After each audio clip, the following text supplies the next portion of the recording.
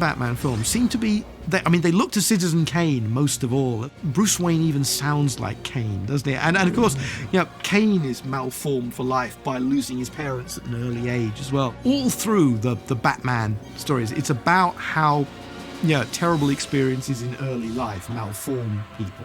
It's what happened to Batman, but it's what happens to everybody in these films. I remember in the second movie, the first time you see the bat signal go up, it shines in the sky, and then they've got these mirrors and reflectors on top of Wayne Manor that reflect it down onto Bruce, who's sitting in a study just like this, just waiting. And you see the guy has no purpose in life at all, other than just sit there and wait for that light to come in. And once the light shines on his face, he's alive. The fact we were seeing more of the character out there, the sense of no, Batman's always out there. He's out there every night doing something.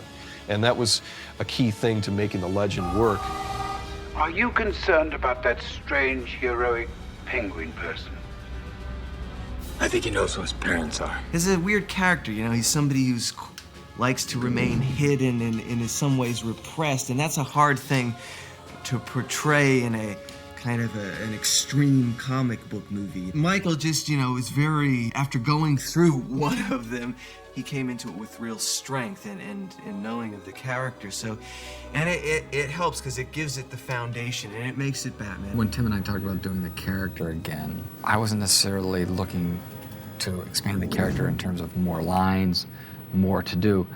He and I both agreed, let's just take the things we've discovered now, because we had to figure it out in the first movie, and see what really are the best parts of him and make those parts richer.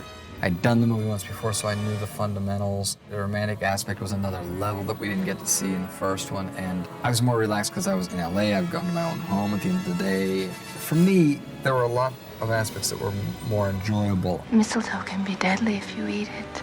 A kiss can be even deadly.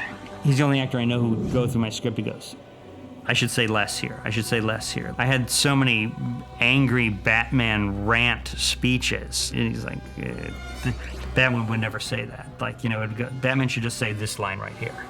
And, usually he was right. He definitely wanted to go darker all the time, which was fine with us. A lot of people complained that our Batman actually killed people. And some purists were saying, Batman would never kill people. But I would always say, we don't live in the time where you can drop criminals off with a net on the front of City Hall. The times are darker, so, you've got to make your character darker.